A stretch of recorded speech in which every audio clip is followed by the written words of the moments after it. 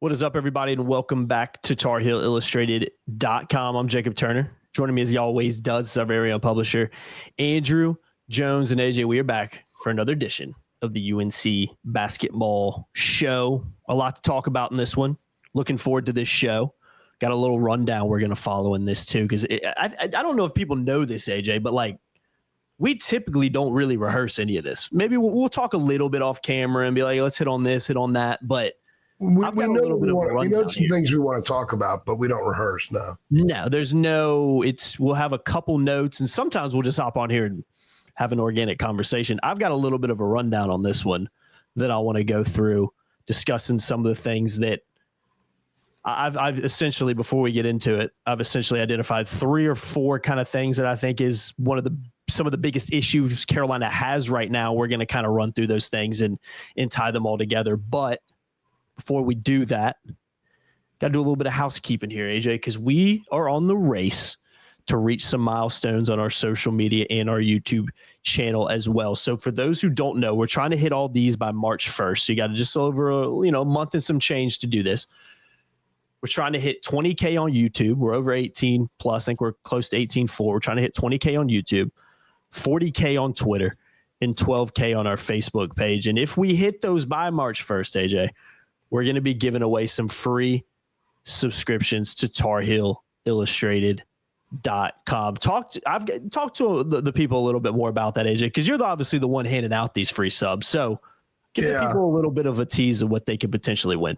Well, it started with YouTube, the YouTube channel, and then I was like, well, let's go do it on Facebook. Let's go do it on Twitter. Mm-hmm. So it's probably a little confusing to people, but you have an opportunity through each of these to win free THI. So what we're doing for Twitter, we hit 40,000. We're going to randomly select 3 subscribers. Mm-hmm. If you started like last week, whenever we started this thing, to win each a 1-year subscription to THI. On our Facebook page, we're going to pick 2 new subscribers. And on the YouTube channel, we're going to pick 2 new subscribers and give them a 2-year subscription to THI, 2 free years to THI. So you go sign up, follow us on Twitter at Heel Illustrated. Go to our YouTube channel, which is Tar Heel Illustrated, and click subscribe. And then go to our Facebook page, which is Tar Heel Illustrated, and hit follow. And you're logged in 3 different places to win some free THI.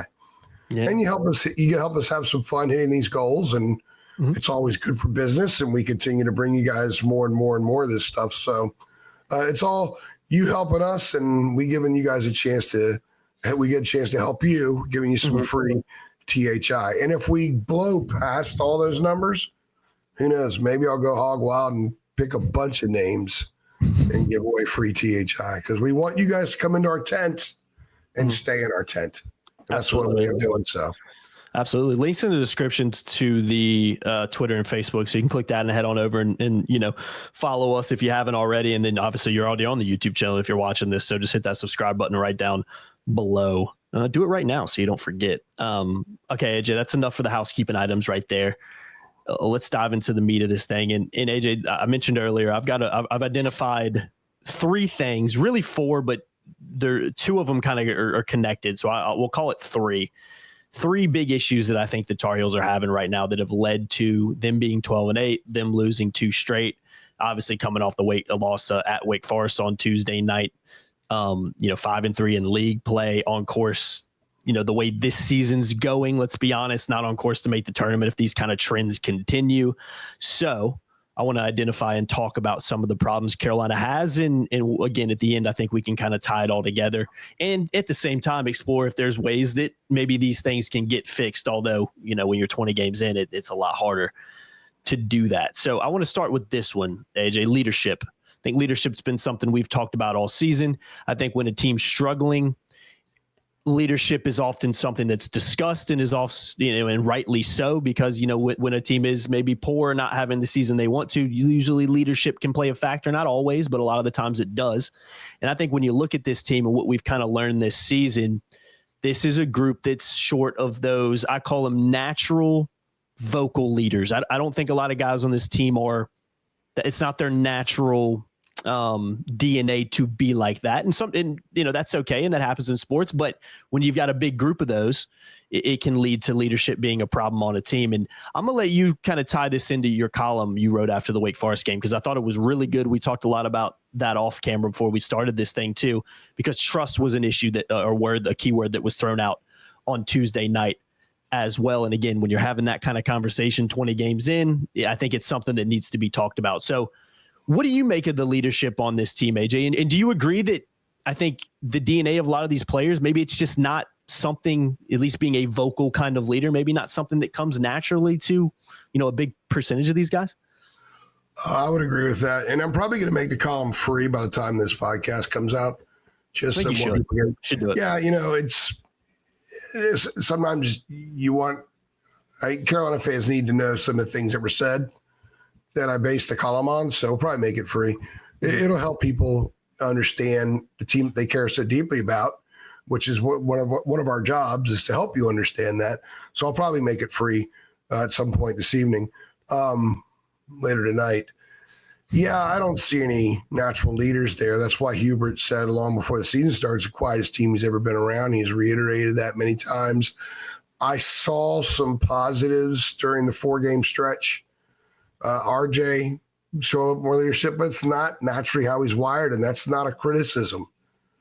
Leaders are often naturally born, and it's just kind of in someone's wiring. Not everybody can be the Yahoo chest banger, fanny slapper, someone that knows how to push the buttons of teammates in a way that gets them motivated without being disrespectful. I thought that last year they had tremendous leaders in different ways. Harrison Ingram. I mean, you don't want to, if you're sitting in that room and Harrison Ingram's looking at you, you don't want to disappoint. Cormac Ryan's looking at you a certain way. You don't want to disappoint. You got Armando in there, sort of like their bouncer, the enforcer. There was a lot of natural built-in self-guidance in leadership to last year's team. They could police themselves. This year's club lacks that big time. So for what it lacks in a basketball sense, from anything beyond a 6'6" wing like Drake Powell, who is very inconsistent with production, it lacks the same or more self-policing type players. Like RJ knows how to do his own thing, but RJ isn't infectious that way. And again, it's not a criticism. It's just the way God made him. It's the way he is. Elliot Cadeau's not that way. He told me last night when I was talking to him about some comments Drake Powell made about trust. The team needs to trust each other more. I asked Elliot, as the starting point guard, how do you help facilitate that, lead that, create that? And he did say, I've got to be more of a leader. I've got to be more this, but it doesn't seem like it's naturally in his wiring. And again, that's not a criticism. It's just the way he is. When you look at Ian out there, Ian's just playing ball. You can't look for him to be a leader. Jalen Washington is still trying to figure out who he is. He can't be a leader out there. Seth Trimble coming off the bench. I thought Seth was showing some leadership potential earlier, but he hasn't been himself since the injury, since the concussion. There were a couple of opportunities that he would have last night to dive for a loose ball that he would have pre-concussion. They didn't. In fact, he got called for a foul on one of them where he just kind of reached over on the floor. And he had a chance to go right for that ball and he didn't do it. Again, not a criticism. It's just what he's dealing with right now. Van Allen Lubin's not vocal. Cade Tyson, if he could have been that guy, and he was a screamer at times at Belmont, and he was a little bit of had a nasty edge and would get on people at Belmont, he hasn't performed, so he can't do that here. So they don't have that. So that's when you look at empty boxes that are not checked on this team, that's as big a box as anything else, because leadership gets you through the doldrums. It gets you through tough stretches in games. There's a reason this team continually gives up 12-2 runs with 5 minutes left in the game. They don't have that dude to step up and say, bam, stop this crap. Let's elevate. There's a reason Drake Powell told me in Louisville that about why they don't close well. Other teams raise their intensity and Carolina doesn't match it. They don't match it because there's no guy that huddles them on the court that says the right things, that smacks the fannies to elevate the intensity. It's like they look around looking for that, and it's not there. And you saw it last night. A leader last night when they're up 16-7 and Wake can't hit the broadside of a barn, and Wake swung open the gates and said, come on through and nail it and just put us away. Sidebar. I used to have a beautiful Brittany Spaniel. His name was Murray. I named him after the great Eddie Murray. Of course you did. Right? All right. My girlfriend at the time, her brother had a pit bull named Bo. Mm-hmm. We took Murray to go visit them one time. Murray gets out of the car, sees Bo. Murray rolls over on his back and says, kill me. True story. So my point there is this team, I'm not saying they roll over and say that. What I'm saying is they meet these moments and they're not able to rise to match that head on. Mm-hmm. They don't wilt, they don't rise, and it appears that they wilt. Okay. Mm-hmm. So it's like Murray not rolling over, just standing there and just like, kill me. I can't, I don't have it within to rise up. This team, I think in their minds try to rise up, but they don't. They were out rebounded 7-0 in the 12-2 run last night. Mm-hmm. 4 of those were offensive rebounds. Mm-hmm. There were 5 second chance points. The same exact thing happened to Florida. When they have these stretches, it's not just missing shots, making shots. They're getting killed on the boards. Mm-hmm. Killed. So it's like they have that element of what Murray does. They're not intentionally doing that, but they're getting clobbered because they don't know how to rise to the moment. Yeah. And the one team that they did rise to the moment against, California, they stink. That's true. And the 2 other teams that they were able to close and beat, Notre Dame, Marcus Burton misses a layup. Mm-hmm. NC State, they block a shot. And it's not like, NC State may not even make the ACC tournament. No, the way they're heading, I know. So talent gets you through that. Having the right roster composition gets you through that. But leadership also gets you through that. Having that the ability to dig deep down and collectively do that. And I think that's part of what Drake was talking about. And we'll get into the lack of trust.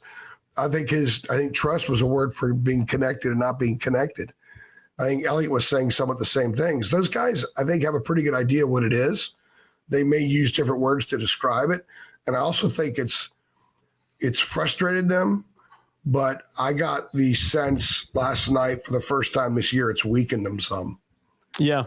It was sort of a reality that, man, we just don't have it in these situations. Mm-hmm. And some of them are saying the right things, but I just got the vibe that it was a little different last night than it's been previously, because it's one thing to happen against Kansas, at Louisville, Florida, but now it's happening against Stanford and Wake. It's just different.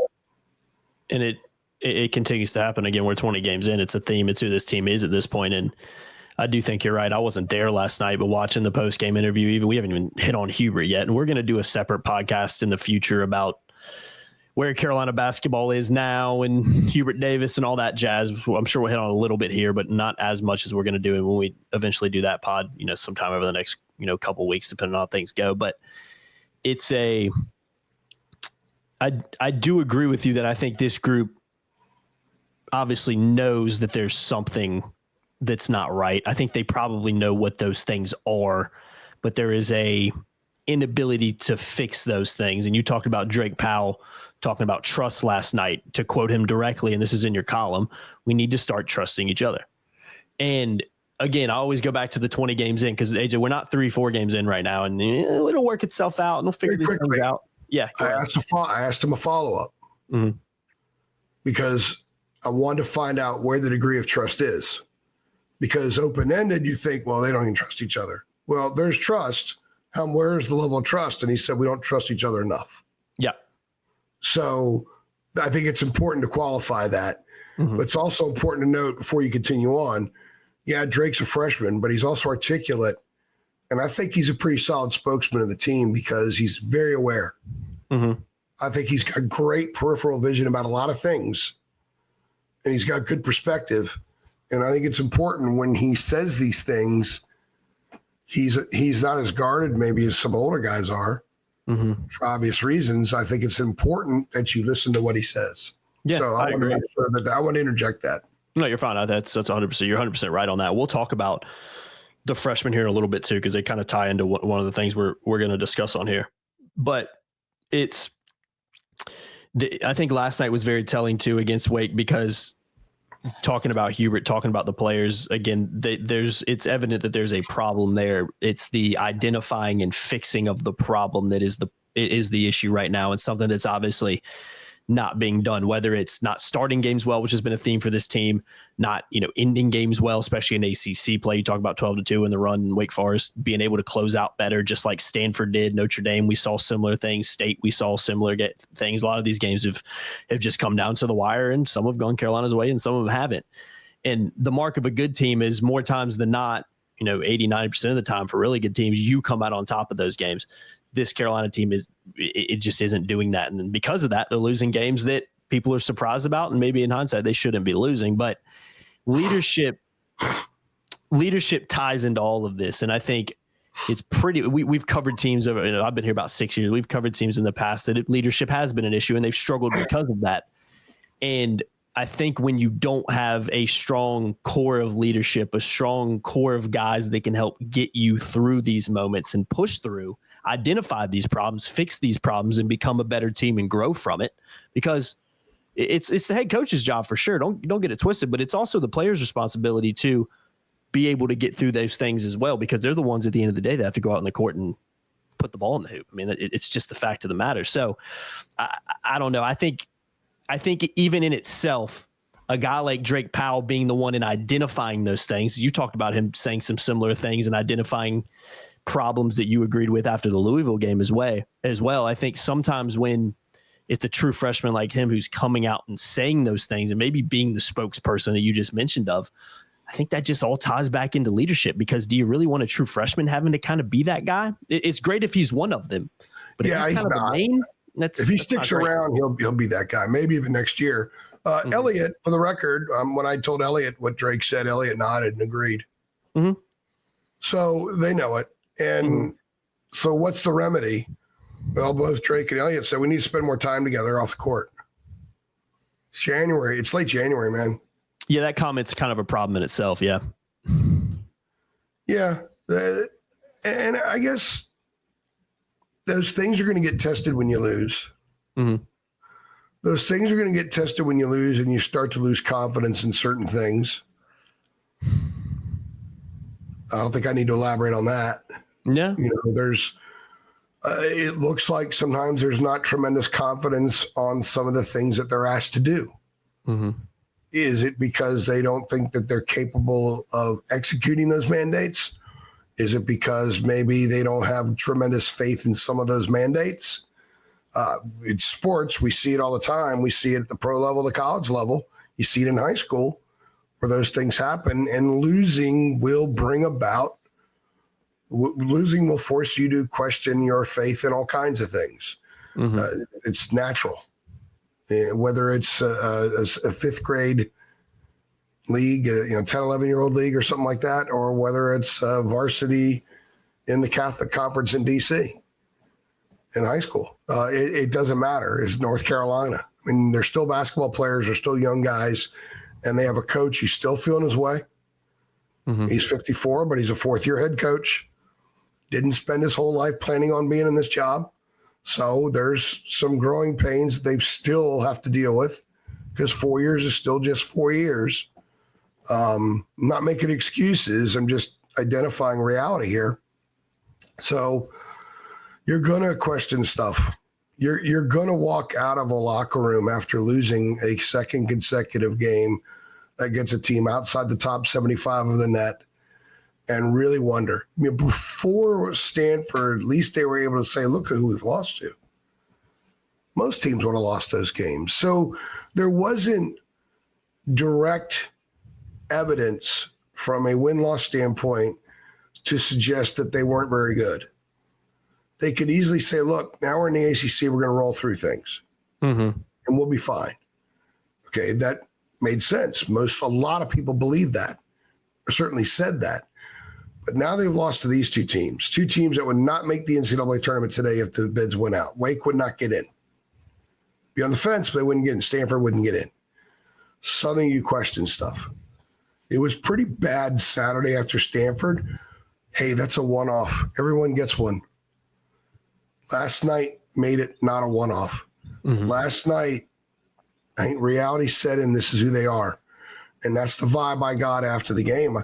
Hubert's presser, if you haven't watched it, I know a lot of fans complain about it because they didn't say much, but watch it.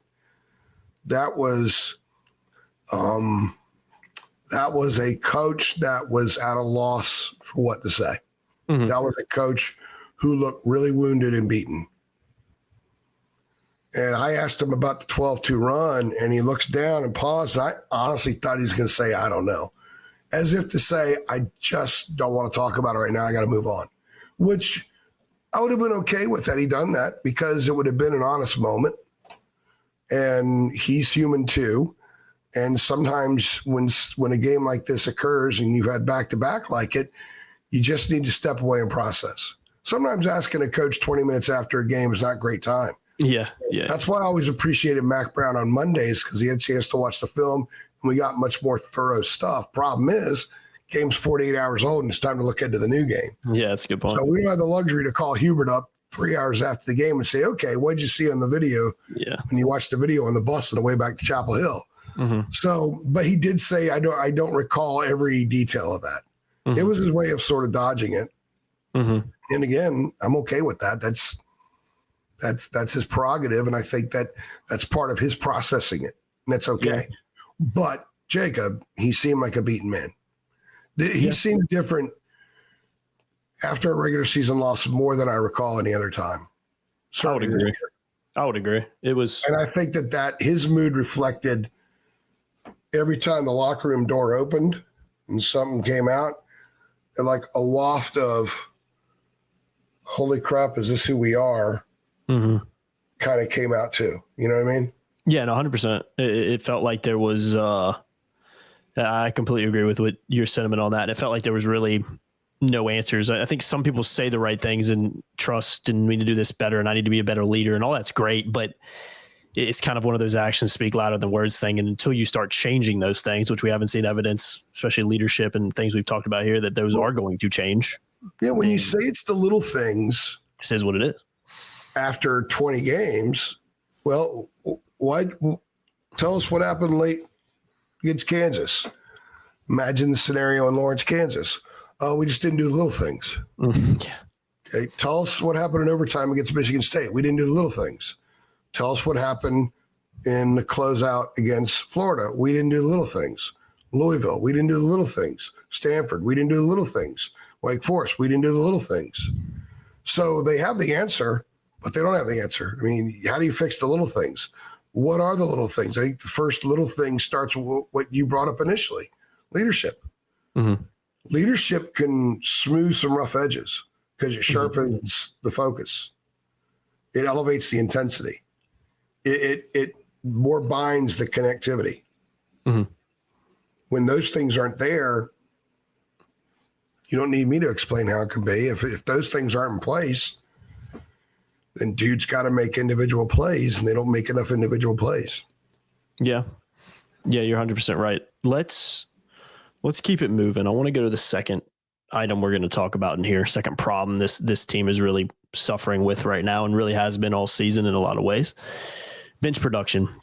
Little to no bench production, I should say. You know, Tyson has become what he's become, just essentially a non-factor now, barely plays, hasn't contributed offensively really all season besides the LaSalle game. And you know what I mean? And has, especially against good teams, just had games where he hasn't even attempted a shot.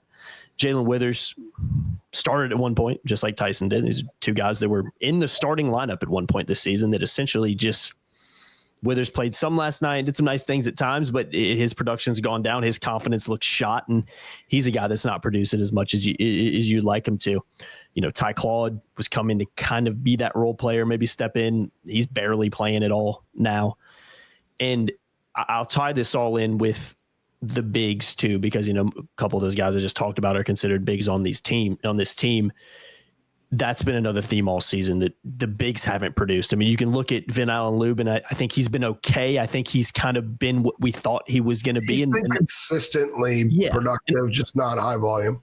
Yeah, and that's fine. I think in a lot of ways he kind of is what we thought he was going to be. Jay Wash, I think he's the only big that you can look at, especially in recent weeks, and say, okay, I can see tangible improvements in his game and maybe his confidence levels to an extent this season. And again, I think a lot of that's happened over the past couple weeks, going back to some of his defensive displays in particular, looking at that NC State game, for instance, and some other games as well in that stretch where he's looked better. But he's kind of the only big you can point at in that situation and say, I've seen you improve a little bit. You've gotten a little bit better, but still, is he at the required levels that this team needs to excel and be good? I think I don't know if he is. Well, let me jump in. You can also, with him, you have to look at where the improvement line began. Yeah, it's a good point. Yeah, so it's a low bar in some ways. He's improved, but he's still not where they expected him to be, and thought he was in October. Mm-hmm. And I think so. NC State should have been him in October. Yeah. And then you improve from there. Mm-hmm. Instead of improving from where he was in October. I think that was one of the miscalculations they made with this. They made a couple of miscalculations with the roster, and you're going to hit on one here in a minute, but one of them was Jay Wash. Mm-hmm. He's just not the player they thought he was going to be. And that was their own miscalculation. And I think I'm glad you said that, because the point you just made right there is he's the only big that you can tangibly point at and say, well, I've seen him improve there. And you talked about it being a very low bar, but you can't look at any other big that I've just listed or any other player that I've just listed and say they've improved since they've got here and their game's gotten better. You know, like I said, Tyson, no. Withers showed signs last year, I think, of improving. Was in the starting lineup this year, but he's dropped off a cliff in a lot of ways. Claude was supposed to be a role player coming in.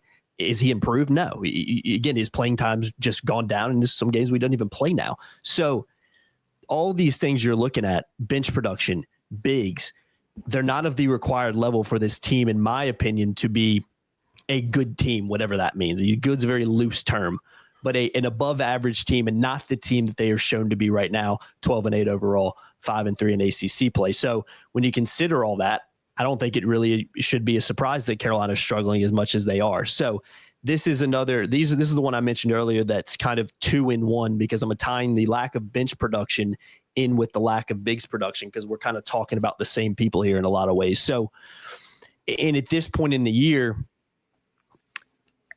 is it going to get any better? I would be shocked if it did. I think it is what it is. Maybe some guys flare up and have a decent game. Maybe Withers comes in one game and contributes a little bit more than he has. Maybe Claude does some nice things in some games. But is there going to be a tangible improvement in the production from those bench guys? I personally don't see that happening, because there's been no evidence to suggest that, particularly in recent weeks. So what do you make of the bench and the bigs? Because it's their problems on this team, and the things that haven't been good enough and have been worse than I think a lot of people thought they would have been coming into the season. Yeah, I think Withers is who he is. I think Claude is who he is. I think Jay Wash I think he's going to grow in spurts, because he's behind. We look at him as a junior, but think of him more like as an older freshman in some ways. So even the goaltend he had last night, I like this. I like what he did. I like his reaction to it. He just needs to keep playing. And I do see him still improving. Now, again, he'll be improving in early February at a point where he should have been at the very least in early November. Mm-hmm. So he's behind in that sense. He went a long period where he didn't really show tangible improvement. I can see that happening. James Brown, people talk about they want to see him get minutes. I think he needs to get a few minutes a game just to get the taste, but you can see where he's limited right now. He's not the answer, but I think getting him a couple minutes so he's more prepared going into next year, I think is very, very important. But Tyson is also a big because they use him as a 4. He was on the floor. It was a curious lineup. He was on the floor for a fairly decent amount of time with Claude as the 5. And Cade Tyson, I think, is taller than Ty Claude. I think he is. And he's certainly sturdy. And I think Tyson could be, if Cade Tyson was 6'10", it'd be a different story. Because he's got the body of a guy who would make sense at 6'10". He just doesn't have any confidence. They've played 16 games, I think it is, against power conference teams. I think it's 16, and somewhere around there. And he's had 2 DNPs. He didn't play against SMU or State, but in all those other games, he has 2 field goals. He has one against Cal and one against Louisville. So he's played 72 minutes against power conference teams and has 2 field goals. And shot one last night his misses are off. Yeah, you can tell it's a confidence. He shot a 26-footer from 21 feet last night. I know. You can tell it's just. And the thing is I thought he was going to reset the ball. I thought he was going to kick it to the top and maybe get it back square and shoot. Parker Fredrickson closed him out. Yeah. You know what I mean? Yeah. The release that I saw of Belmont is nowhere near in sight. Now, I see it during warm-ups. He's nothing but net in warm-ups. But he gets into a game, and it's just a different guy, and you just can tell his confidence is shot. So he's not anything close to what they thought he would be. Jay Wash is not anywhere near the player. He's a little bit more the player than Tyson is, but still a very long way away from what they thought he would be. So that's 2 parts at 6'7" and 6'10" that they thought they would have that would be consistently useful. And that would change a lot of the narrative about this team in terms of its size, or its effectiveness up front, and having one more bucket getter, one more possession stopper consistently on the floor to alleviate those 12-2 runs. If Tyson has the ice water in his veins and hits a 3 in the middle of a 12-2 run, it's not a 12-2 run. If Jay Wash is consistent and can affect shots, 12-2 runs become 6-2, and then they stop and don't beat you. Wouldn't have beat you last night. Wouldn't have beat you Saturday against Stanford. Wouldn't have beat you against Kansas. That kind of thing. Wouldn't have beat you against Michigan State. It's a massive difference, and they don't have that. So in Hubert's defense, for a lot of his critics, it's his fault because it's his roster, but 2 guys that the whole universe thought Cade Tyson was the dude. The whole portal recruiting universe thought he was the dude. Hadn't been the dude. A lot of people inside the program thought that Jay Wash would be a lot more of a dude than he is, and he's not yet. Now, I think he's ascending. Maybe right now he's like this instead of like that, where he was for a couple of weeks. I think he's at least getting better, Jacob. Yeah. I'm not sure anybody else is. Yeah, that's the problem. That's the only guy you can even point to and make a case for, really. And I think that just further illustrates the point and why the bench and the bigs have just been a massive issue for this team. He finally hit a 3 last night, by the way. Yeah, I know.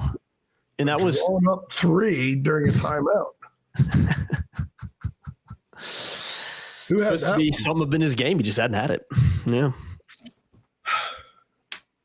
And I hate to be. There's so much scratching stuff, here, Jacob. There's so much scratching stuff. Like this, they're just not very good. Yeah, and I think what we're trying to do in this podcast is, identify why they're just not very good and point out some of the biggest reasons, the most evident reasons as to why they're not. Because again, I tried to condense this into 4. You could probably sit in here and talk for an hour and talk about 30 different things as the reason they're not good. But this is an attempt at least to identify maybe some of the biggest reasons that Carolina is struggling. The last one I want to talk about in here kind of goes back to what we've talked about a little bit in here with Powell, and we haven't really hit on Ian Jackson, who's obviously stepped up and been, Carolina kind of magically turned into Carolina's best offensive threat. And it's relying heavily on 2 true freshmen, one who I just mentioned, who's essentially now your biggest offensive weapon. And tying into that a little bit and maybe why they're having to rely on these guys who are both in the starting lineup now more than maybe they should be. It's the lack of bench production. It's a guy like Tyson not coming in and being the player some people thought he would. It's Trimble. I got a stat for you right here. Trimble scored in double figures in 11 of 12 games before his injury. He's only done it 1 in 5 games since his return and had 0 points in one of those games coming against SMU. So he's far from the player offensively, at least, that he was, earlier in the year, and especially in that game against Memphis in the preseason, where you're like, oh my God, this guy can take over games offensively. We really haven't seen that, especially since he got injured. So that's another reason that Jackson's had to become more of a reliable option. Now, did he get his chance a little bit more because of Trimble's injury? Yeah, he was thrown into there a little bit more, but we saw improvements in Jackson before that and kind of signs that, hey, he might be the real deal here. So RJ, we haven't talked about him at all really in here. RJ, he's still averaging close to 18 points a game, but the biggest thing with him is he's not impacting games like he used to last year. AJ, you remember last year, and I've talked about this with Carolina fans. I was surprised, and I think a lot of Carolina fans were, when the ball didn't go in the net when it left RJ's hand versus when it did. He was that good offensively and that much of an impact player and that much of a threat. He was one of, if not the best player in college basketball last season.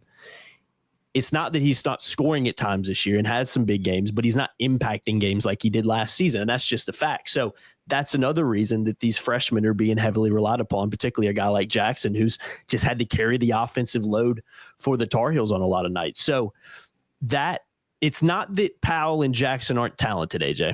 They are. We all knew they were. Maybe is it great that they're both kind of being thrust into the starting lineup and being like, all right, guys, we need y'all to kind of grow up here and really contribute for us? No, I don't think that's necessarily a recipe for success on a team, especially you look at, the roster coming into it and some of the guys that have underachieved. So it's not that they're not talented.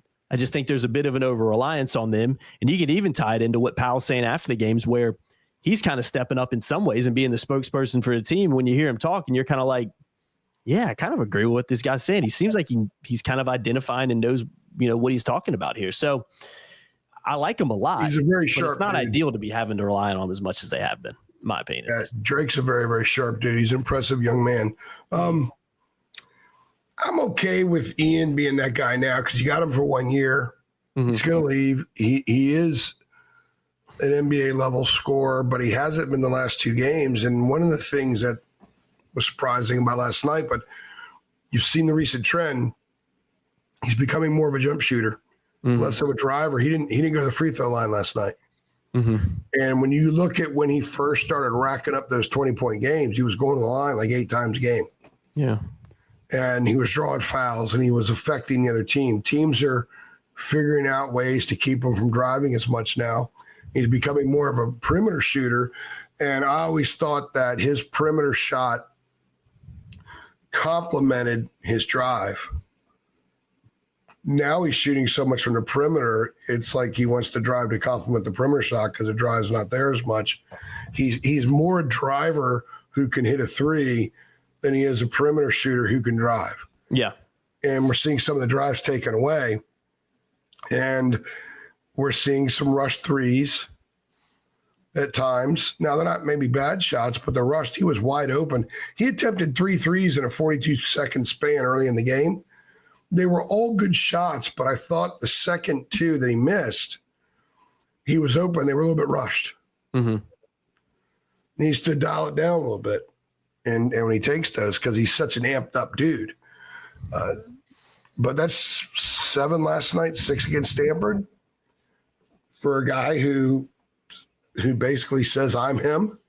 Mm-hmm. So he's now dealing with something, which is probably very, very healthy for him personally and long term. Yeah. To have to deal with this. It's terrible for the team because one of my 5 keys going into yesterday's game was he and RJ both need to be productive. Score. They need to score. This team, I think, is at a point now where they need both RJ and Ian to be themselves and both score in the same game in order for Carolina to have a chance to beat anybody that's decent. Mm-hmm. They didn't do it last night. They didn't do it Saturday against Stanford. So that is a big deal. And there's pressure on Ian to score now. Maybe he didn't feel the pressure before. Maybe he feels it some now. I doubt it because I think he's such a high moxie guy. He doesn't really think much about pressure. He just goes out and plays. But now that he's had 6 and 7 in consecutive games, he may apply some personal pressure on himself. Mm-hmm. Wait a second, what's happening in my stock?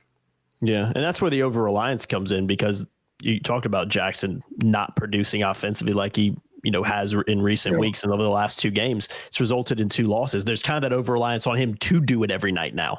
You know what I mean? Well, because they're not getting a lot of stuff elsewhere, Seth, as you noted. Mm-hmm. And poor dude, it's 2 straight years with a concussion. I know. He's not, suddenly that is not there. Mm-hmm. I mean, he's not what he was earlier. Tyson has never been what they thought he would be. Jay Wash hasn't really been what they thought he would be. Elliott has struggled big time, although he was great last night at 14 and 13, but he's still suspect defensively at times. And so he hasn't had the kind of season they thought he would have. RJ is still shooting under 30% from 3, even though he was 3 for 10 last night. There's not a whole lot from the different individuals that they're getting that they expected. So for everyone who wants to blame Hubert for everything, Hubert's not part of RJ's shooting slump. Hubert's not part of Elliott's periods where he looks like he's lacking the necessary maturity to be on the ball for this program for a long period. Now, last night, he played with tremendous maturity much of the game. His vision was outstanding. Mm-hmm. He showed for a long time last night why he's a guy that could well play in the NBA. But then he also shows and stretches why he's not yet that guy, why he's a 3 or 4 year player. So you go down the whole list on the roster. Who else? Who's really playing above expectation? I'm not sure anybody is. Mm-mm. Maybe Drake Powell because he's starting. Yeah, I think you can make a case for him. But you mentioned he's struggling. He has 20 points and 11 rebounds, I think, in the last 4 games total. Mm-hmm. As the 4-man, they need more than that. Mm-hmm. 2 blocks and 3 steals. They need more than that from him. And that comes back to the over-reliance because they need that from him. And that's the key word, need. And that's why when you need certain things from 2 true freshmen kind of every given night now to have a chance of winning in the ACC and league that's down, that's I think the problem we're trying to identify here. Yeah, I think it's fair points. You've got freshmen that are asked to do a whole lot, and they're surrounded by veterans who none of whom are playing at the expected level. When you look at the team down the road, they're relying very heavily on freshmen, but they've surrounded them with older guys who have totally embraced their roles and that are playing to their roles. Mm-hmm. So Carolina doesn't really have that right now. So I think you make a really good point. I think it's a fair thing. I think what it speaks to is that this team is just very limited. It's not very good. It's very limited. Mm-hmm. And you compound that with mistakes that Hubert makes, and that's why you're 12-8. Mm-hmm. That's why you lose down the stretch most of the time against decent teams. Mm-hmm. 7-0 on the glass. 12-2 run. I mean, you've said it a few times. They lost to Wake Forest on a night that Hunter Salas and Cam Hildreth got 12 for 34. Well, Wake Forest was atrocious to start that game. They lose to Stanford Saturday when Maxime Renau scores 1 field goal over the last 15:04 of the game. And you still lose, yeah. They still lose. Mm-hmm. All signs point to just not a very good basketball team. Yeah, they were making progress in a lot of areas, and we really uber focused on the positives there during the 4-game win streak because I thought it was the correct way to cover the team because we didn't know if it would continue. If they would have continued on that pace, it wasn't overnight like a lot of fans wanted, but that pace would have gotten them to a really interesting point in February. Now that whole ascent is gone. Now it's a matter of survival when you look at what they have in the next couple of weeks.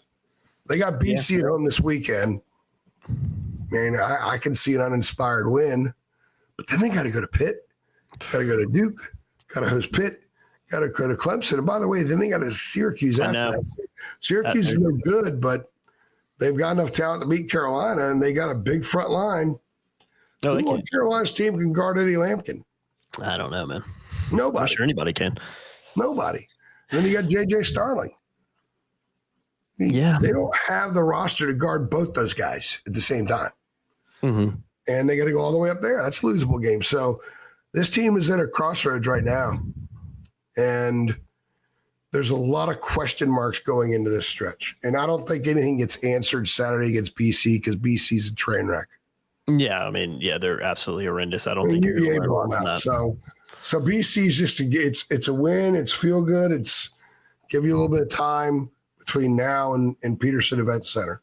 Yeah, they go to Peterson Event Center next week, and if they get beaten and get beaten soundly, that does not portend to a good close, and that will lead to other types of conversations happening down the road.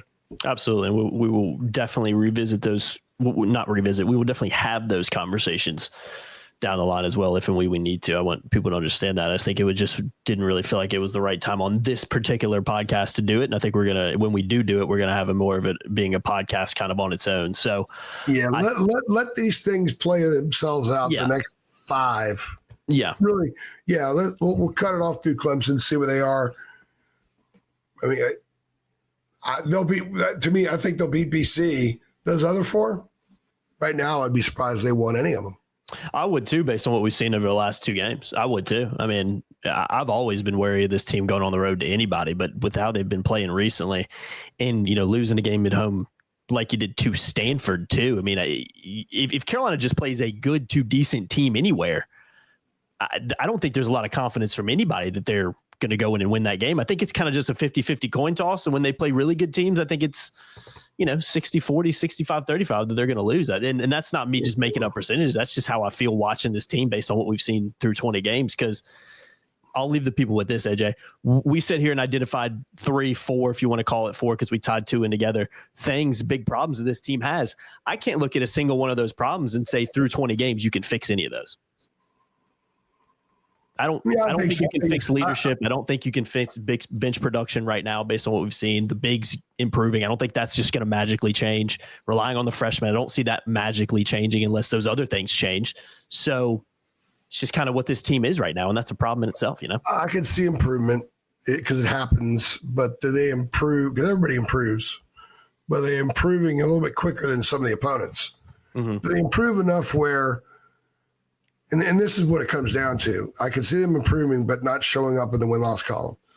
Because 2 games against Pitt, there are 2 types of teams this group struggles against. A driving team that can also hit threes. That's Pitt. A physical team that can bully you. That's Duke and that's Clemson. And Duke also has the drive and kick out. Duke's got everything. Yeah. I mean, Duke's got to pick your poison. What would you rather beat us by 30? Yeah, pretty much. I'm joking, but like Clemson. There's truth in it.